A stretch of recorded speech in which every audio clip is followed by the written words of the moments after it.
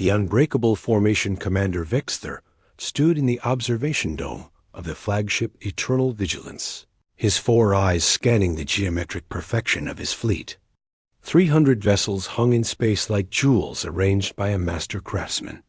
Each ship occupied its precise position in the formation, creating a sphere so mathematically perfect that it could be used to teach geometry to younglings across the galaxy. For 800 years, the Galactic Defense Coalition had protected civilized space using these formations.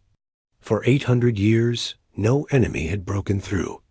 The Coalition's military doctrine was built on predictability, on the understanding that war was a science with rules and formulas. When 2 fleets met in battle, the outcome could be calculated before the first shot was fired. Vexter had commanded the 7th Fleet for 40 cycles. In that time, he had fought 12 campaigns and won them all. His species, the Krylon, were natural strategists. Their minds processed information in layers, seeing patterns that other species missed. They had written most of the Coalition's tactical manuals, developed the standard formations, and established the protocols that governed warfare across 47 star systems. "Commander," his sensor officer called out, her crystalline voice chiming like bells. "The patrol group from Sector 9 is overdue for check-in." Vexter's primary eyes narrowed. Protocol demanded check-ins every 2 hours. The patrol had 6 ships, all experienced crews. "Send a reconnaissance drone." Standard search pattern. 20 minutes later, the drone's data began streaming back. Vexter watched the holographic display as the images resolved. His blood ran cold. 6 Coalition ships floated dead in space. Their hulls were torn open in ways he had never seen before. It looked as if something had simply reached through their shields and ripped them apart from the inside. "Analysis," he demanded. His science officer, a Thalmirian named Kix, manipulated the hologram with trembling tentacles. "Commander, the damage patterns make no sense. The shields show no signs of conventional weapons fire. It appears as if the ships were attacked simultaneously from multiple vectors, but our sensors detected no fleet movements in that sector." Over the next 3 weeks, the attacks continued. Patrol groups vanished. Outposts went silent. Trade routes became death traps. The enemy never showed itself clearly, never engaged in proper battle formations, never broadcast challenges or demands. They simply appeared, destroyed, and vanished like smoke. The Coalition High Command gave them a name, the Void Swarm. Analysis of the scattered debris and fragmentary sensor readings suggested they were some form of collective intelligence, perhaps millions of small craft working together. But they operated in ways that violated every principle of coordinated warfare. They had no command structure that could be targeted, no supply lines to cut, no predictable patterns to exploit. In the council chamber of the Coalition flagship, representatives from 30 species gathered. Vexter presented his report with growing frustration. "We have lost 73 vessels in 3 weeks. Every time we deploy to intercept, they simply avoid our formations and strike elsewhere.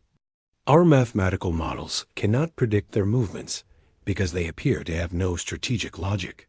Elder Throm of the Ancients, a species that had helped found the Coalition millennia ago, spoke in his deep, resonant voice. "Perhaps our models are not flawed. Perhaps this enemy simply does not understand the proper way to conduct warfare." "Understanding or not, they are winning," Vexter replied grimly. "We need new strategies, new approaches. We need to think differently. The Coalition has survived for thousands of years by not thinking differently," Throm countered. "Our traditions are our strength." But even as he spoke, an alert flashed across the chamber. Another outpost destroyed. 15 ships lost. The Void Swarm was growing bolder, and the Coalition's perfect formations were proving to be perfect targets. It was Elder Throm, surprisingly, who made the suggestion. There is one species that has recently applied for coalition membership. The humans from the planet Earth. Their military history is unconventional. Perhaps we should accept their application and request their assistance. The chamber erupted in debate. Humans were newcomers to galactic society, having achieved faster-than-light travel only 60 years ago. Their technology was primitive by coalition standards. They had spent most of their history fighting each other in brutal, chaotic wars that respected no rules or conventions. Many coalition members found them distasteful, even barbaric, but they were desperate. The vote passed narrowly. Earth was invited to join the coalition and contribute forces to the defense against the Void Swarm. 3 days later, a single human vessel arrived at Fleet Command Sigma. Vexther watched its approach with a mix of curiosity and disappointment. The coalition had hoped for a squadron at least, perhaps a dozen ships. Instead, Earth sent one. The UHSV Relentless was not beautiful. Where coalition vessels featured smooth lines and elegant curves that minimized sensor signatures, the human ship looked like it had been assembled from spare parts. Angular armor plates covered every surface. Weapon emplacements jutted out at odd angles. The ship's trajectory as it approached was erratic, weaving slightly as if the pilot could not maintain a straight course. Weapons analysis complete, Kix recorded. Commander, they have mass drivers, missile systems, energy weapons, and what appear to be chemical explosive launchers. Also detecting electromagnetic pulse generators and what might be nuclear devices. Their weapons loadout is completely illogical. No specialization, no efficiency, just everything mounted wherever it would fit. Vexther studied the readings. The ship's power signature was strong, its engines powerful, but its design philosophy was chaotic. It reminded him of the primitive warfare he had studied in historical archives, where ancient civilizations simply threw everything they had at their enemies and hoped something worked. Request docking clearance for their commander, Vexther ordered. Let us see what humanity has sent us. Commander James Caldwell was not what Vexther expected. Most species that achieved space travel had evolved beyond physical aggression. They were diplomats, scientists, philosophers. Caldwell looked like a predator that had learned to walk upright and put on a uniform. He was tall for a human, with gray streaking through his dark hair and scars visible on his hands and neck. His eyes were a cold blue that seemed to catalog everything in the briefing room within seconds of entering. Asterisk, Commander Caldwell. Vexther greeted him, his translator converting his layered harmonics into English. Welcome to Fleet Command Sigma. I am Commander Vexther of the Krylon Empire. I must admit, we had hoped Earth would send more than one vessel. Caldwell's lips curved slightly. It might have been a smile, but there was no warmth in it. The Relentless is all you need, Commander. One ship, properly used, can change the course of a war. Confidence is admirable, Vexther replied carefully. But the Void Swarm has destroyed over 90 coalition vessels in the past month. They do not fight according to any known tactical doctrine. Good, Caldwell said simply. Vexther's translator clicked, uncertain if it had processed correctly. Good, Commander. With respect, I've reviewed your battle reports during the flight here. Your forces are losing because you're fighting a chaotic enemy with rigid tactics. You form perfect spheres and wonder why you make perfect targets. You broadcast your intentions and are surprised when the enemy uses that information against you. You follow rules that your opponent doesn't even know exist. The other coalition officers in the room bristled. Kix's tentacles curled defensively, but Vexther held up a hand for silence. Explain. Caldwell moved to the holographic display and pulled up a recent battle. Here, your fleet forms a defensive sphere around the convoy. Textbook coalition doctrine. Beautiful formation. The Void Swarm ignores it completely, flows around your formation like water. and attacks the convoy from vectors you left exposed because they weren't part of your geometric pattern. That vector was calculated to be the least efficient attack angle. Kix protested. For a conventional enemy, yes. But the Void Swarm doesn't care about efficiency. They care about results. Caldwell zoomed in on another engagement. Here, you broadcast a challenge to the enemy before engaging. Why? It is protocol, Vexter said. All civilized species offer their opponent the chance to withdraw or negotiate before battle begins. Asterisk. And while you're broadcasting your nice message, they're moving into attack position and targeting your command ships. Commander Vexter, I've studied your tactics. They're brilliant for fighting enemies who follow the same rules you do. But these Void Swarm things? They're not playing your game. They're playing their own, and right now, they're winning. Vexter felt something he rarely experienced: uncertainty. His entire career had been built on the foundation of coalition doctrine. The idea that those principles might be fundamentally flawed was difficult to process. What would you suggest? Caldwell's cold eyes met his. Let me show you how humans fight. Let me take the relentless into the next engagement zone. Watch what we do. If it works, maybe you'll consider that there's more than one way to win a war. And if your methods fail, then you'll have one less ship to worry about, and you can go back to losing the way you're comfortable with. The bluntness was shocking, but Vexter found himself respecting it. Humans did not soften their words or hide unpleasant truths behind diplomatic language. Very well. The Void Swarm has been detected near the mining colony of Helion Prime. We are assembling a defense fleet of 50 vessels. You may join us. I'll be there, Caldwell said. But Commander, a word of advice. When the fighting starts, keep your ships away from mine.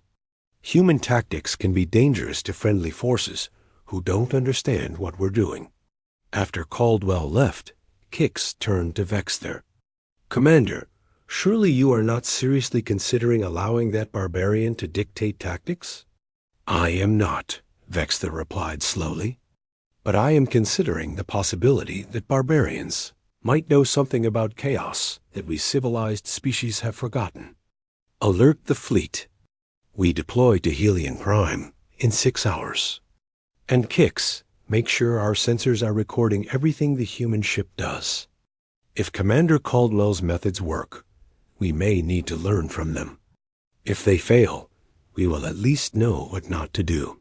As the Coalition fleet prepared for departure, Vexter stood alone in the observation dome, watching the relentless maneuver through the orbital traffic.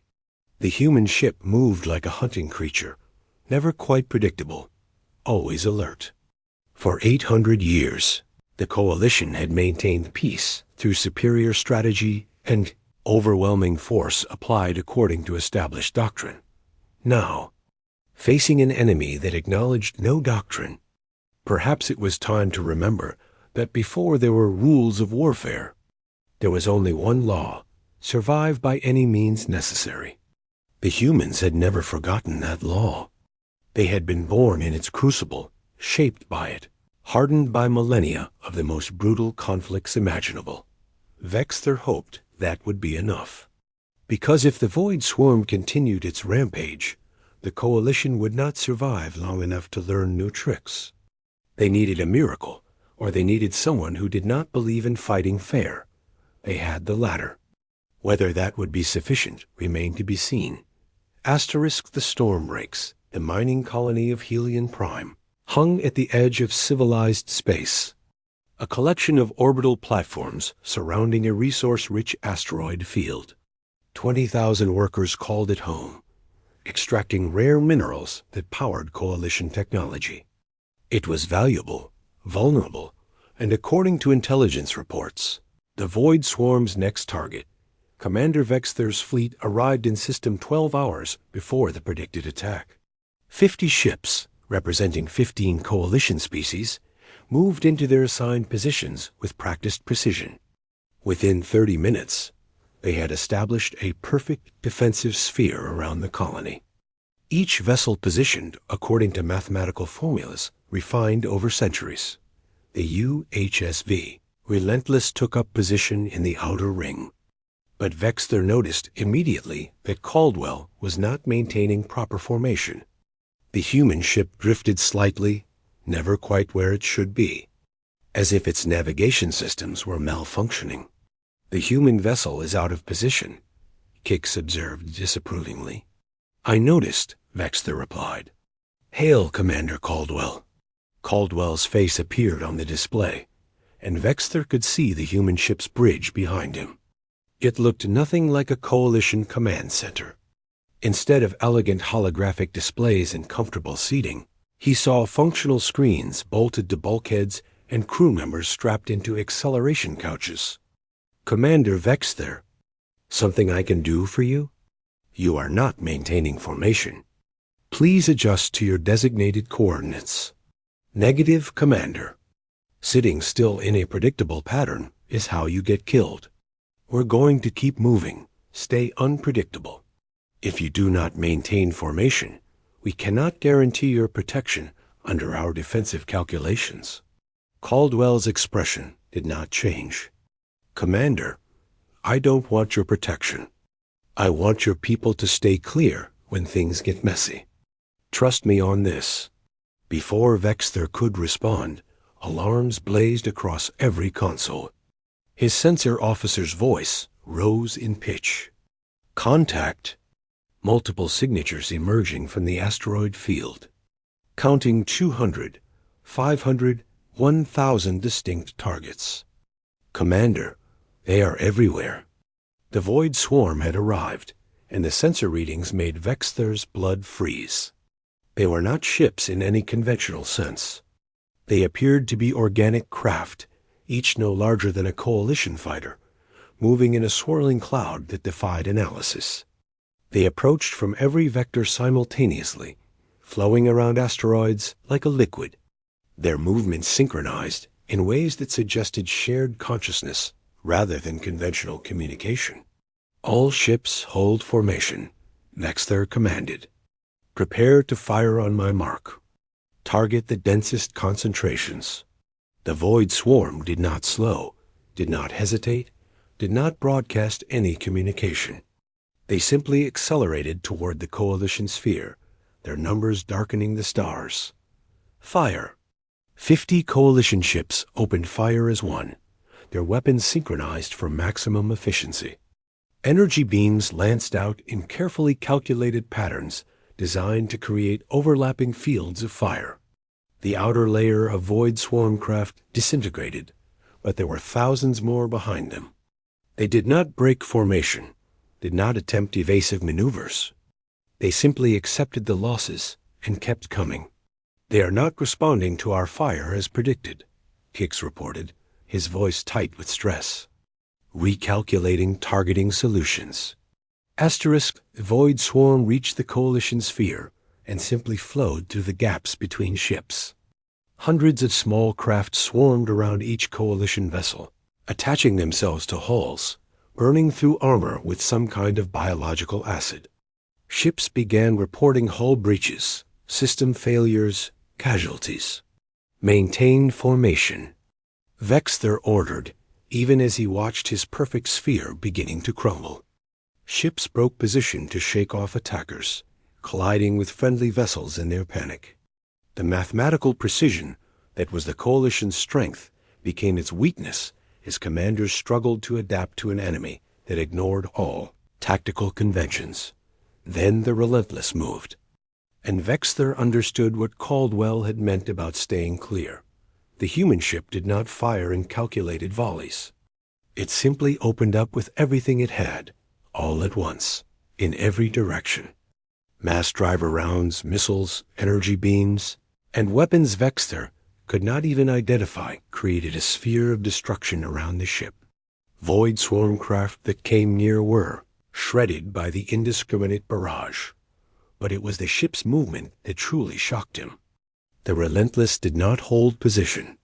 It accelerated directly toward the thickest concentration of enemies spinning as it moved, firing continuously. The human ship used its own weapon's fire as a shield, creating a cloud of explosions and debris that the void swarm could not penetrate. Tactical analysis of human vessel, Vexter demanded.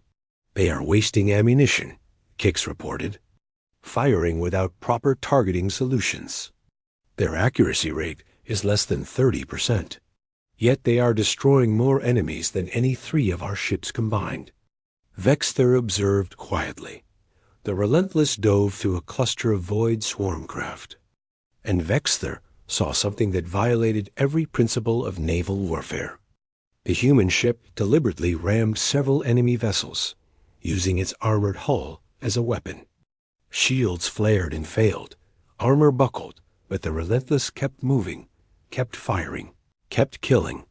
Asterisk Caldwell's voice came through on an open channel, and he was not speaking to the Coalition fleet.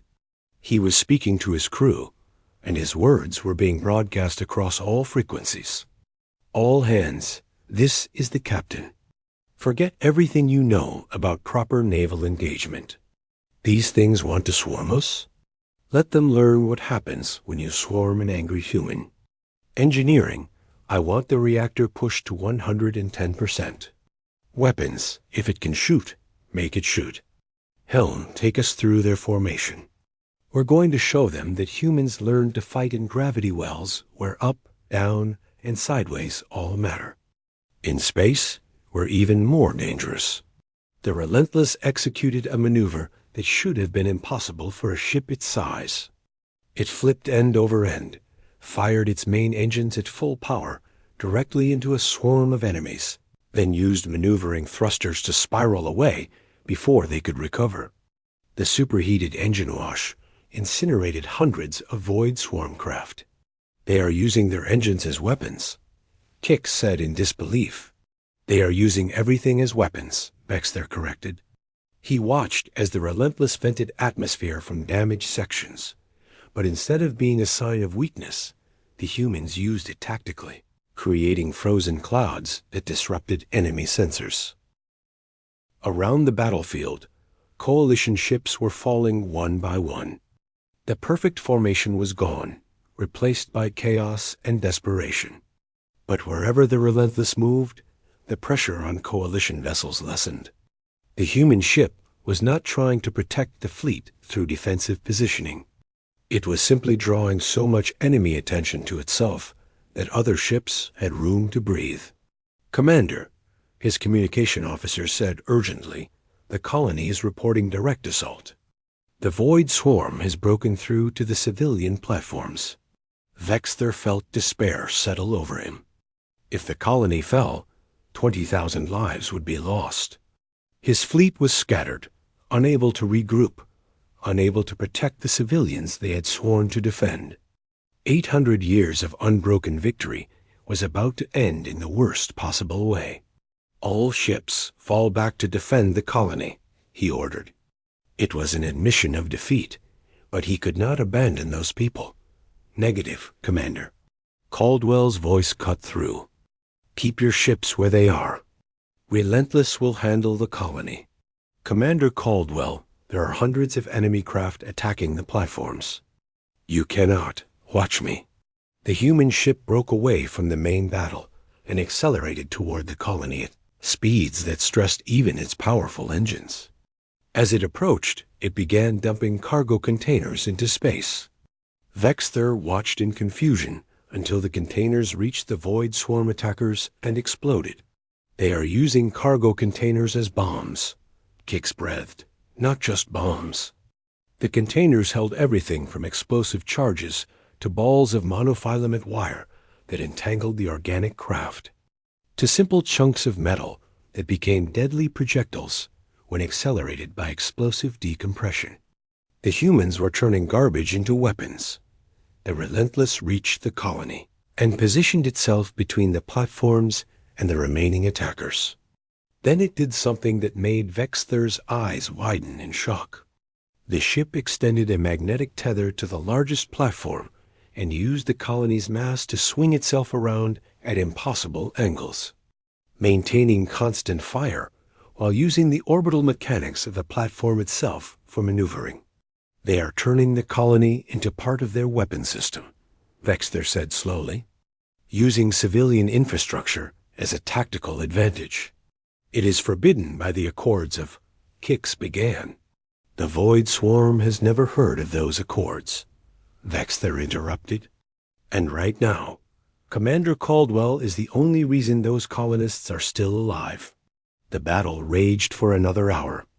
The Coalition fleet slowly regrouped, learning from watching the humans fight. Ships began breaking formation deliberately, using unpredictable movements. They stopped broadcasting their intentions and simply fired when they had targets. It was crude, inelegant, and effective. The Void Swarm, for the first time since they had appeared, began to withdraw. Not in organized retreat, but in confused dissolution, as if whatever consciousness guided them had decided this was not worth the cost. They fled back into the asteroid field and vanished. Vexter stood in the silence that followed, looking at his casualty reports. 15 ships destroyed, 12 more heavily damaged. Over 3,000 casualties. In 800 years of coalition warfare, they had never suffered such losses in a single engagement. Yet they had won. Barely, at terrible cost, but they had won. And it was only because one human ship had shown them that warfare, without rules, was still warfare. And sometimes the only way to beat chaos was with greater chaos. Commander, his communication officer said quietly, the human ship is requesting docking clearance. They have significant damage and casualties. Granted immediately, Vexter ordered. And prepare medical teams? Whatever they need, they get. 6 hours later, Vexter stood in the Relentless's medical bay. The human ship was barely holding together. He counted over 300 hull breaches, failed systems throughout, and casualties that would have forced any coalition vessel to abandon ship. Yet the crew was already making repairs, joking with each other despite their injuries, displaying a resilience he had never witnessed in any species. Commander Caldwell was in the medical bay, his left arm in a regeneration sleeve, burns visible on his face and neck. He looked exhausted, but alert when Vexter approached. Commander Caldwell, Vexter said formally, the Coalition owes you a debt. Your ship's actions saved the colony and prevented our fleet's complete destruction. Caldwell shook his head. We just did what humans do, Commander. We survived. And we made the other guy regret trying to kill us. Your tactics were effective, but they violated virtually every principle of civilized warfare. Civilized warfare is an oxymoron, Commander. War is organized murder. You can dress it up with rules and formations, make it look pretty, but at the end of the day, it is about making the other side stop trying to kill you. Everything else is just decoration. Vexter was quiet for a long moment. His species had spent thousands of years believing that they had evolved beyond the brutality of primitive conflict. They had created rules, structures, and protocols that made warfare predictable and controllable. But the Void Swarm had shown them the truth. An enemy that did not accept those rules could not be defeated by them. Commander Caldwell, I have a request. The Coalition High Command has asked that you train our forces in your combat methods. They want every fleet to learn what you call human tactics. Caldwell met his eyes, and Vexter saw something like pity there. Commander, I'll teach your people everything I can. But understand something first. Human tactics work because we come from a world where everything tried to kill us for millions of years. Other predators, diseases, the environment itself. We learned to be paranoid, aggressive, and creative, because if we were not, we died. What I'm offering to teach is not just tactics. It is a mindset. It is accepting that honor in battle is what you tell yourself after you have won by any means necessary. I understand, Vexter said slowly, and I accept, because the alternative is extinction, and that is not acceptable. Caldwell extended his uninjured hand, and Vexthird grasped it in the human gesture of agreement. "Then we had better get started, Commander. Because if the Void Swarm comes back with more numbers, pretty formations and polite challenges won't save anyone. Only predators survive in the dark. Time to teach the Coalition how to grow teeth." As Vexthir left the human ship, he looked back at the battered, scarred vessel that had changed everything. The Relentless was ugly, brutal, and absolutely uncompromising. It was everything the Coalition was not, and it was exactly what they needed to become Dot in the observation dome of the Eternal Vigilance. Vexthir made his report to Coalition High Command. His recommendation was simple: adapt or perish. Learn from the humans or face extinction. Abandon 800 years of tradition or lose everything those traditions were meant to protect. The vote was not unanimous, but it passed.